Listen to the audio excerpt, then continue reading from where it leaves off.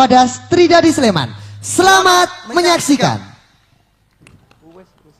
Upacara tradisi nyadran ing makam Tegal Padukuhan Wadas Tridadi Sleman Yogyakarta katindakake ing dina Minggu pungkasan saben wulan ruah ing saben taune mapan ing sacaketing pasarean Tegal Padukuhan Wadas diarani nyadran Gus Kento awit ana gayute karo sawijining mitos kang tekan wektu iki isih dipercaya dening para warga ing papan kono.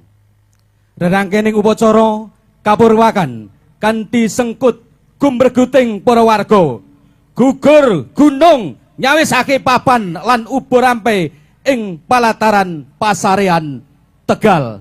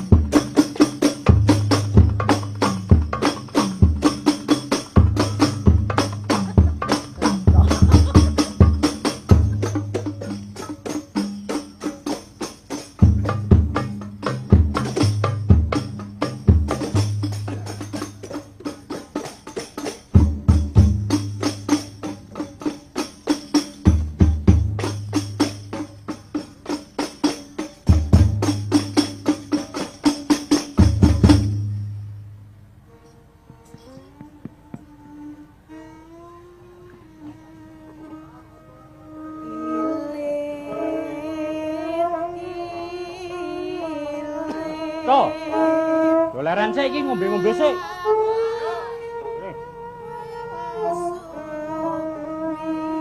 Yo direwangi jepuk. Toh rewangi toh.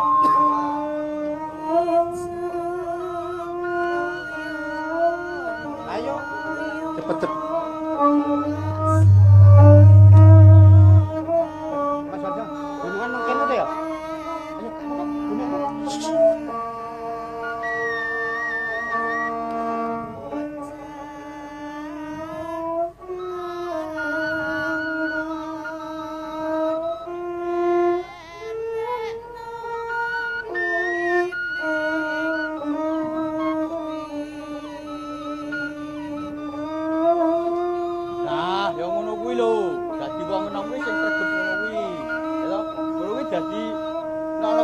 Kegiatan yang desa gotong royong ngono ki do menyang. Kuwi kena nggo contoh wong tua-tua sing do kokean ngomong ngono kuwi. Ya toh. Iki glo tak gawake panganan iki. Nyo do dipangan nyo. Kowe jenenge apik tenan, Jan. Jan, matur nuwun, Jan. Wah. Masak agak piye masak ngono iki. Kuwi ajarane duwe kok ngono iki. Tak ngomong wae. Sing lempeng, sing apik, muni bani gundul ora ngono kuwi. Waduh. Ya ampun. Seketop. Iki sapa sing masang umbul-umbul iki mau? Hah? Wah, masang umbul-umbul kemengkene iki lho. Cung, kowe ki mung ngomong ukan-akon wae. Nandangi ngono contoh ngono lho. Kangene dak kon kudu ingsun sing nandangi. Oh iya kok. Wis ra masuk. Iki lho. Nek cara aku ya, masang umbul-umbul. Ada lempeng banget. Rada miring sithik niki. Nah, ngene iki. Lah iki kena angin ngono iki kemplebat iki apike lho, kemitir lho. Sawang saka ngarepan ya apik, ya ta. Sawang saka kene ya apik. Oh, ya lho. Wis sawang saka kene. Oh, madha minggat. Wong kandhane wong tuwa nyepelekake. Pangarsaning dusun lan para warga wis padha siaga miwiti rerangkening upacara. Kapurwagan kanthi lumaraping bergata Gus Kento kang nderekake lumaraping ubarampe lan sarana upacara.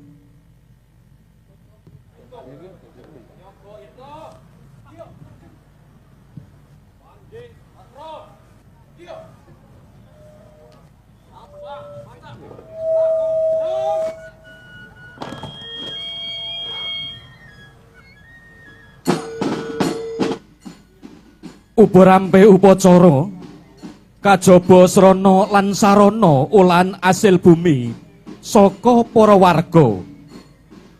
Uga sawene wujuding pardhen utawi gunungan kang kagawe pepetan ingkang awujud ula minangka simbol mitos Gus Kento.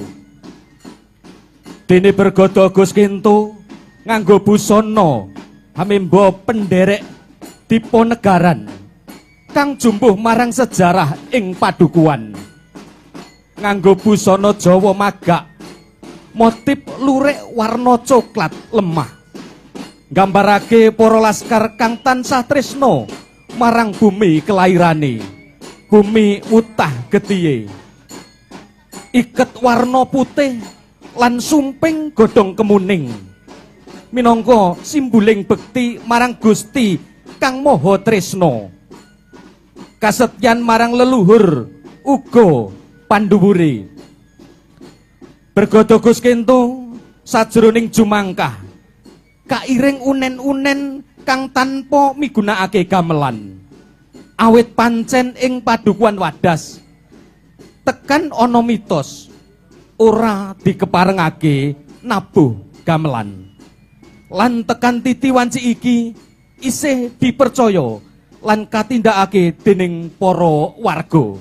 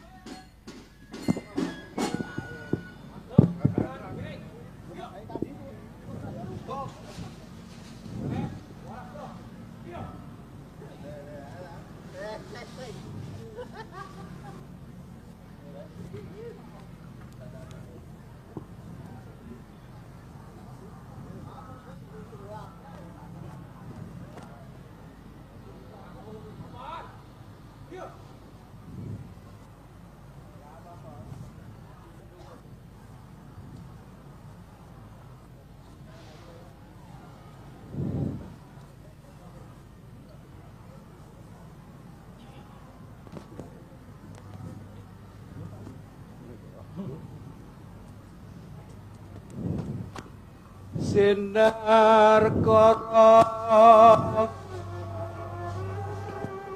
minangka mengeti prasutre kang wus suwarga sowan marang Pangerane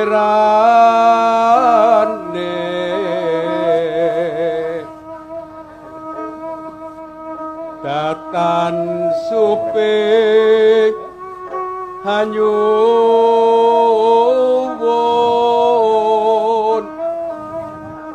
mugi kunjo ngarasaning Gusti nampi ngamalira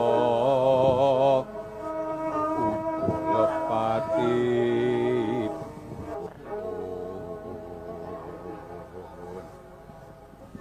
naringan sih wiloso pungkasane mapan kasuwargan jati Duh Allah angapurna.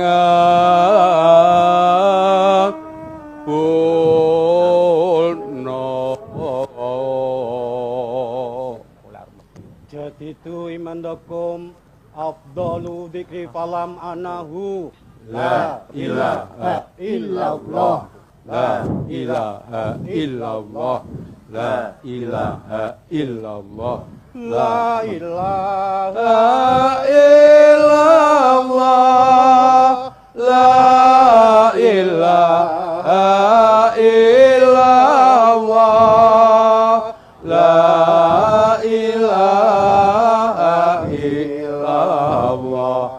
Muhammadur Rasulullah. eling-eling La ira ilaha illallah. La ilaha illallah. La ilaha illallah. La ilaha mumpung illallah. turun La ilaha illallah. La ilaha illallah. La ilaha Pati La ilaha illallah. La ilaha illallah. La ilaha illallah. Muhammadur Rasulullah. aja sira La ilaha illallah. La ilaha illallah. La ilaha illallah. La ilaha illallah. La ilaha illallah. La ilaha illallah.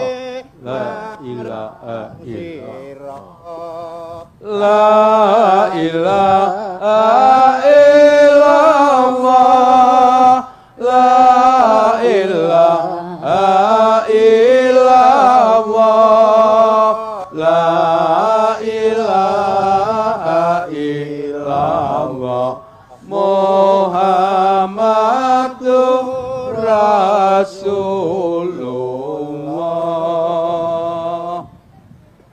Upacara tradisi nyadran ingkang dipun tindakaken wonten ing kalenggan menika sarengan nyuwun wonten ngeso dalem Gusti ingkang Maha Kawasa. Mugi para leluhur ingkang sampun pinundhut wonten ngeso dalem Gusti ingkang Maha Kuwasa dipun papanaken wonten papan minulya. Dipun apunten sedaya dosa lan kalepatanipun, dipun tampi amalan ingkang sae.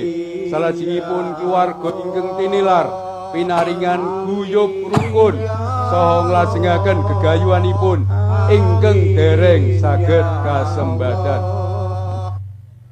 Rabbal alamin. Para kadang kula sedaya ingkang kula tresnani, rening wonten ngarsa panjenengan sedaya sampun dipun cawisaken pasugatan, monggo dipun rahapi sarengan kula dherekaken. Ayo, Nduk. Ayo, Nduk, diratenke yo, diratenke. Aja nganti ana sing kliwatan ya. Nuwun, Nduk.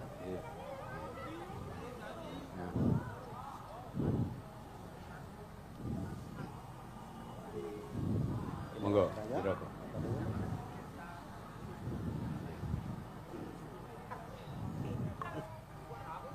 Ya, ya.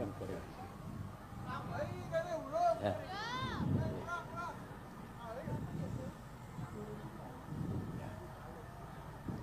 Ya kene apa piye lho sing tuwa ngalah. Nah, aku ngalah. Wis ora to, Nduk. Aku yo ngene. Nggih, sinambi panjenengan sedaya ngrawi pasugatan, monggo dipun presani kados menapa kitanipun Gus Kento. Manggih minangka tulodo kula panjenengan sami. Ya, ya.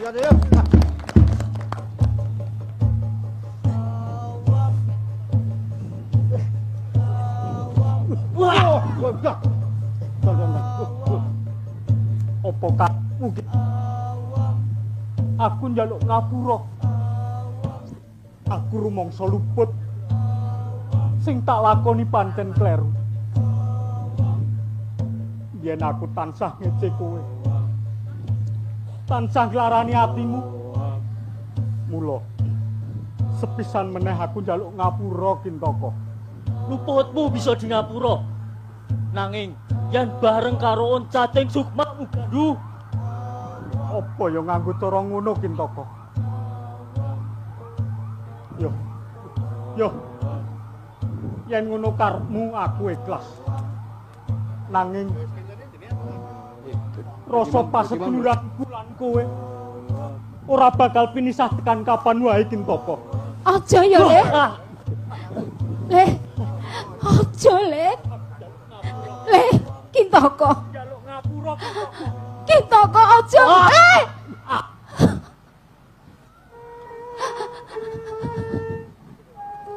Kok dadi kaya ngono kowe saiki, Le?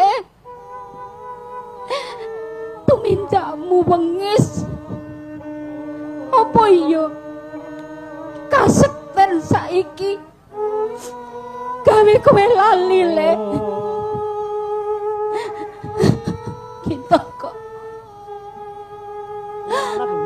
kowe ngowahi kodrat kowe, Le. Pakde karo Simbok semikir. Kintoko sing saiki wis beda karo sing wingi. Aku wis dewasa. Wis iso nata uripku dhewe. Aku ra butuh Simbok. Aku ra butuh Pakde. Bejo cilaka tak sanggane dhewe. Le. Aku ki wong tuamu ya, Le ya. Kawit cilik kowe tak mban cindik. Paribasan lemut nemplek ning awakmu Simbok ora lila, Le. Nanging tembung sak klimah iki mau kaya panah sewu tumancep ning dadane Simbok. Kenapa kowe tega nglarani Simbok, Le? Kaya ngono kuwi dudu watake anakku, Le. Ning kuwi watake sato. Oh, Apa Le kowe, Le? Pakde. Le. Apa, Le? Kintoko. Kintoko kowe ngopo, Le? Kintoko anakku ke.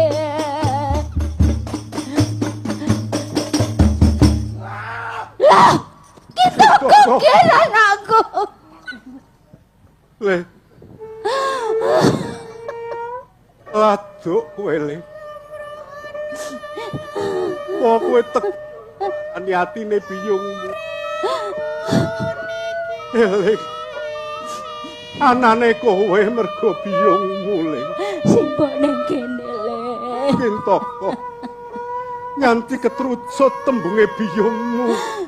Sing kudune ora wetu, Le. Mula dieling.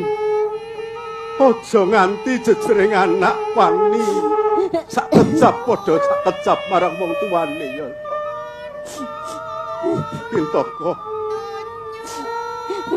Senajan saiki wujudmu dadi ula. Nanging kowe dikeparengake mapan ana ing sak kulon Kalimbedhok. Ana ing desa Puntuk Kulon sing bakal katelah dadi desa Wadas. Jejero karo gandu kancamu sing dadi korban wengising pakarti. Ning eling-eling yo, Le. Kowe aja ganggu anak putuku sing isih padha setya nyembah marang Gusti lan eling marang para leluhure.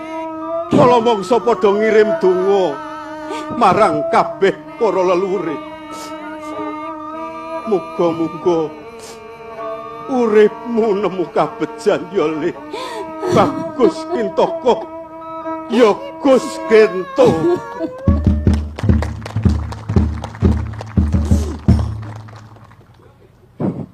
Kadang kula sedaya upacara nyadran dinten menika sampun paripurna.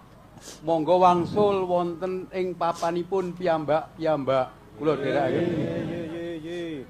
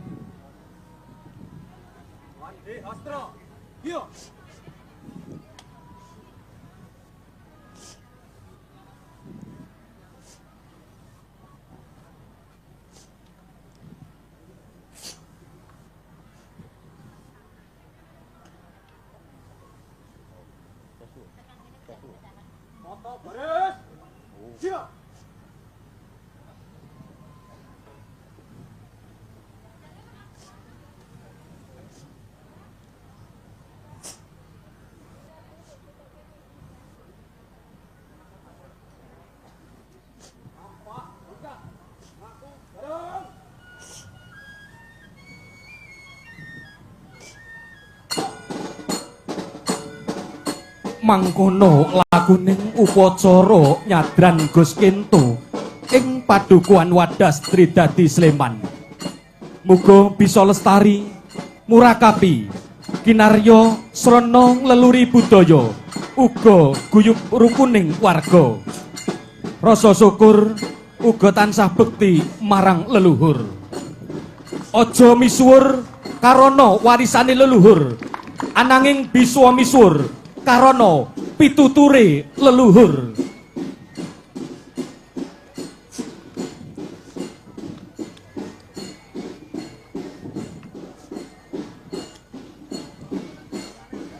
Weh, iki piye iki? Lah dalah. Ya ini kok isih sepi iki kepiye iki? Wah, wong-wong iki kasana rada omtam iki. Wah, ya. Tak duka barang rudo piang to iki. Ayo nyadran to Troy nggo wadah nggo kebut gunungane. Gawean kuwi rampunge nek ditandangi. Lho, piye? Karepmu piye? Le nyadran ki wis rampung. Rampung piye wong aku urung teko kok rampung. Wila. Rampung tenan iki. Gununganku, Des. Gununganku, Des. Gununganku. Wah, Des.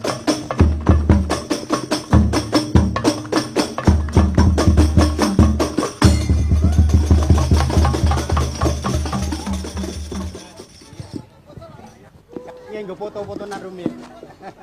Boleh beri aplaus tepuk tangan sekali lagi buat Kapanewon Sleman. Mana ini pendukung Kapanewon Sleman? Pendukungnya Kapanewon Turi mana?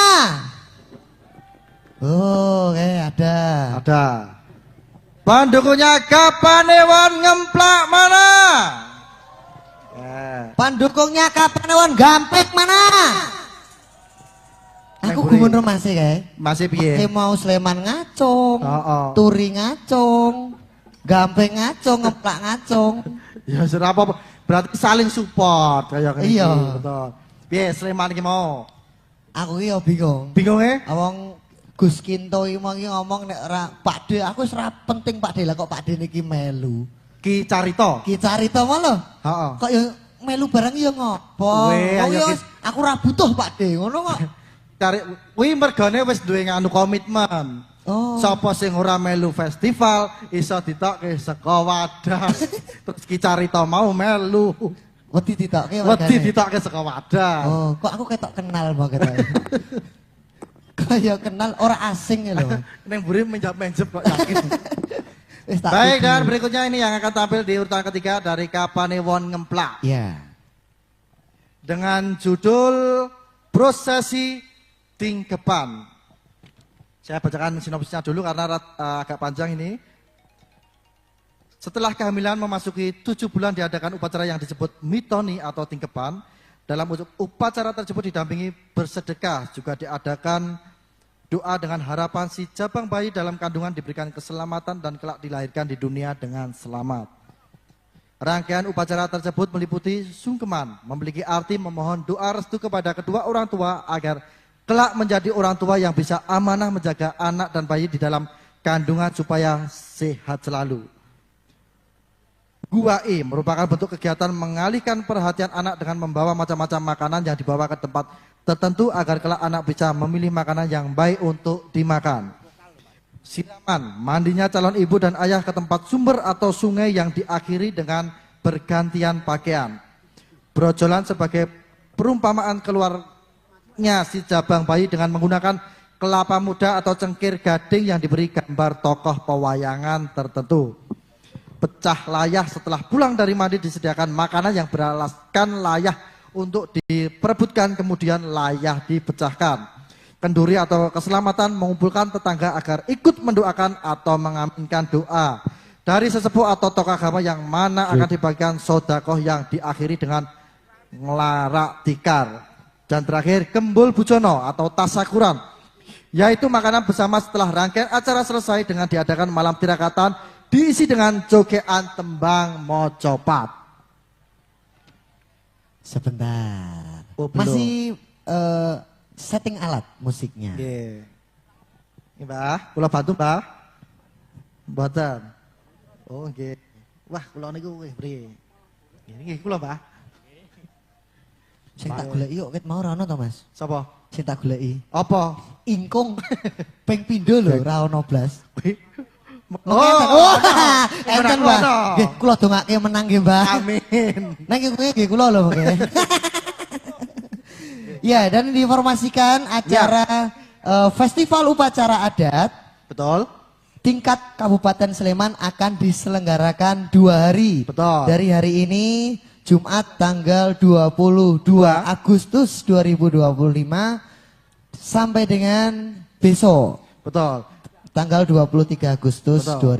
2025. Dan juga diinformasikan kepada seluruh peserta bahwasanya setelah tampil atau setelah pentas langsung bisa ambil konsumsi di sekretariat Ya. atau di timur panggung gamelan.